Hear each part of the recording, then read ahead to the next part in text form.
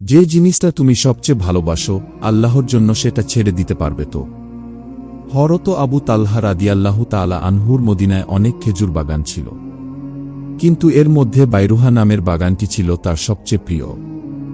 একদিন কুরআনের এই আয়াত নাজিল হল, তোমরা কখনো পূর্ণ নেকি অর্জন করতে পারবে না যতক্ষণ না তোমরা তোমাদের প্রিয় বস্তু থেকে ব্যয় করো। আবু তালহা রাদিয়াল্লাহু তাআলা আনহুর সঙ্গে সঙ্গে তার সবচেয়ে প্রিয় বাগানটি আল্লাহর পথে দান করে দিলেন। রাসূলুল্লাহ সাল্লাল্লাহু আলাইহি ওয়াসাল্লাম তার এই কাজের প্রশংসা করেছেন এবং আত্মীয়দের মধ্যে তা বণ্টন করতে বলেছেন।